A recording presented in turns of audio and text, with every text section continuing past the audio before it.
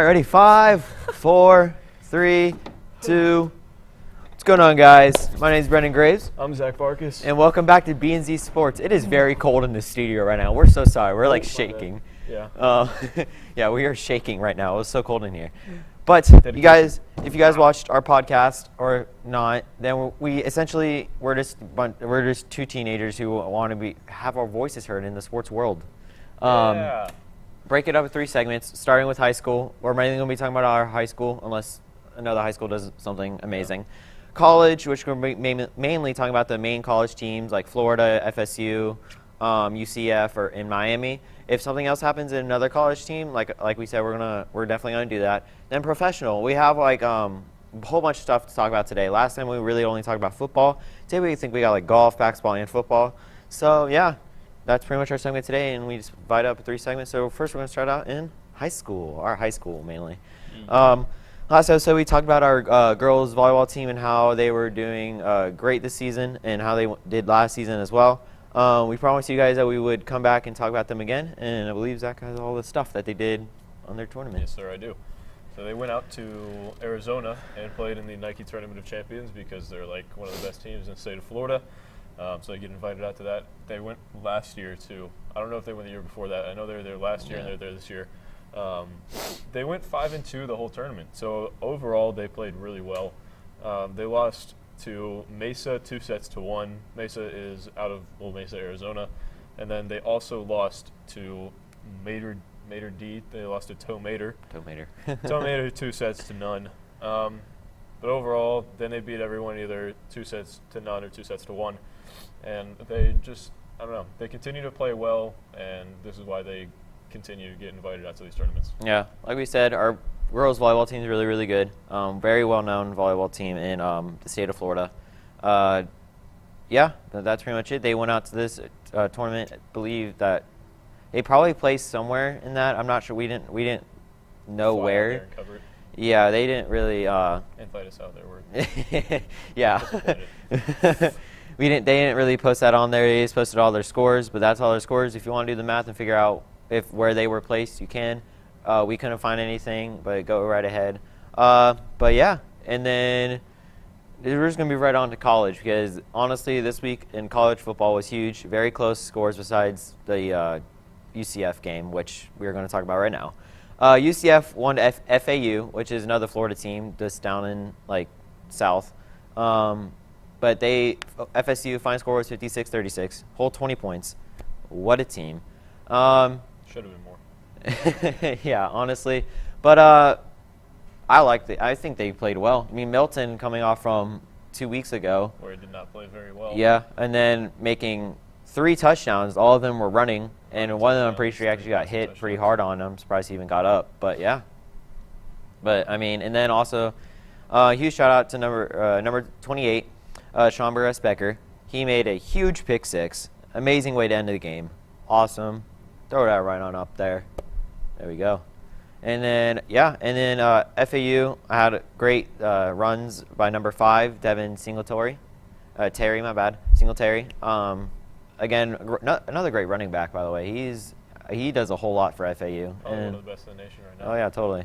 He does a whole lot for FAU, and honestly, he doesn't really have a lot to work with. Yeah, I mean the line, yeah. He played really well against UCF, not going to lie. That's what kind of kept that offense going. They either ran outside left, outside right, whatever they did, he managed to find a hole and get through it. Yeah. I don't know. UCF couldn't seem to stop the run. And tackle. Yeah, and then UCF also had another great interception about in the 3rd quarter, I believe, by number 12, Eric Mitchell. All right, but yeah, great job, UCF. Another great win. I believe that's their 16th because their last game was canceled. Yeah, to be announced, by the way. I'm not quite sure when, but yeah, very good win, FAU. Moving right on, UF had a win against Tennessee. Yeah. Honestly, I think it's pretty big. They're one of our main rivals, alongside with FSU. Not greater rivals. Not great. There's no greater rival than yeah. FSU, not even Georgia. Yeah, but Tennessee, one of the great rivals for UF. UF won though, 47-21 game. They really turned it around. Last week we were talking about how they needed to get on top of their pass coverage, and honestly, they did that this whole entire game. I don't think Tennessee really had a scoring touchdown when somebody caught it in the end zone or caught it then ran into the end zone. They had a couple yards for Tennessee when they were passing it, but honestly, UF stopped them. Yeah. Their defense decided to show up. Having C.C. Jefferson on the defensive line and helping out that pass rush definitely helped. They missed him the past few games. And then Reese Davis, linebacker, kind of like getting back to controlling the defense and being that captain on the defense that UF needed. It was in the middle of the field telling everybody what to do. It kind of kept it together and held it firm. Yeah. And then number 16, like we said last week, had a very good game. He did. Yeah, and then pretty much what you guys say. Oh, yeah, and then Felipe Franks made a touchdown, as we bashed him all last week. But, I mean, yeah, good job, bud. We bash him, but then he's still tied for, like, most, I don't know, he's, like, seventh ranked most touchdowns this year, passing touchdowns this year at 12, tied with Tua Tagovailoa, which is the Alabama quarterback now. He's thrown 12 passing touchdowns, which you wouldn't expect from all the criticism that he gets. No. But, like, yeah, that's pretty good. Yeah, I'm going to give him credit for that. Like, yeah. I mean. Good boy. Good job, man. Very good game by UF. Honestly, did exactly what we wanted them to do. Offense actually made some points. Defense, yes, they made some points, but I mean. Safety. Yeah. And then there was actually an interception by Brad Stewart Jr. This is the one that you're talking about. Yeah, this is the one I was talking about. I feel like it should have been the highlight of the week. We had something different. I thought it was a very good catch. Great defense. Great coverage. Can't really ask for more. Yeah. And then FSU. They almost lost. Not almost lost, but. Yep. The Northern Illinois Huskies. Yeah. The final score was 37-19, FSU winning. Don't know how they let that many points go by them or score so little to Northern Illinois. I mean, it's FSU. Yeah, going 2-2 this season. But honestly, a great game for their quarterback. Yeah, DeAndre Swap played really well. Yeah. They have had 2 passing touchdowns, which I will recognize. It was by he passed it to number 9, Jacquees Patrick. Very good catch. And then passed to number 15, Marcus Childers. Awesome, very good catch. Exactly what they're supposed to do, just get in the end zone, put it right there, or pass it to them and start running. One was in the end zone. Kind of deflected off a man and then fell into the arms. Yeah, that's true. Yeah, we'll throw that out there. It was actually Jacquees Patrick. The guy literally bounced right off his chest, and then he just happened to be at the right time. Yep. Caught it. Good job. Yeah. Good reaction time. Yeah, I would have been like, ah! Swat the ball. Yeah, but FSU, again, very good game. Good job, guys. I don't know what to say. I don't want to seem like an FSU fan. But now moving on to another team that we don't really want to recognize, Miami. We're not going to go deep into it. Miami won to FIU, 31-17. Probably throw a clip right there. Good job, guys. Adam, you should be beating that team by more. There you go, Nevada. We did it. Alrighty. So we're just going to go right into it. Highlight of the week. That would be, unfortunately, Vance McDonald's stiff arm on Chris Conte during Monday Night Football. Let me say one thing. I'm not a Tampa Bay fan. That was dirty, man. That was, geez, Pittsburgh, calm down. So he was running, right? He, first did arm another time, which he was already, tripping up. And literally just grabbed him and threw him on the ground. Yeah. Holy cow, man. I'll probably zoom in on the guy's face. It was on the sideline. I can't remember who it was, but it was Vance McDonald's teammate, one of the Steelers players. Just his reaction kind of summed up the whole play. It was ridiculous. As a Tampa Bay fan, how did you feel when you're seeing that? I felt destroyed. Yeah, totally. We're going to do next is golf. If you like golf, we have a very good segment here for you. Tiger sealed the Tour Championship. He finally won a major. See him come back, honestly. Because when we were kids, we were like, oh, yeah, Tiger Woods is such a good golf player. Then he kind of declined that after huge rough patch. And from that to now, oof. He made some life choices, kids. Don't do that. Stay in school. He was actually arrested earlier this year for taking too much medicated pills. And then seeing him come back, honestly, was great. Haven't really agreed with everything that he's done in his past, but seeing that rough patch and him just coming back and fulfilling almost the best golf player title there he is, was just great. That's all. Yeah, that's all I have to really say about it. I didn't really watch it. All I knew is that he won. And that's my opinion on it. It was nice to see him play well again. Yeah. Very good media day this year. Seeing LeBron in Lakers jersey, I thought he fit the colors. He's definitely going to fit the team. Expecting great things, and then also expecting great things from our hometown team, Orlando Magic. Moving on. Locker thingy. Oh, yeah. Shoot. We actually... Locker thingy. JanSport Bags, we were being sponsored. No, we're not, by the way. Don't copyright us, please. You want a sponsor? I know. Wouldn't mind that. All right, this week, I think we all know. If you don't know. Passer calls. I should have put calls down there, but... Roughing the passer. Yeah.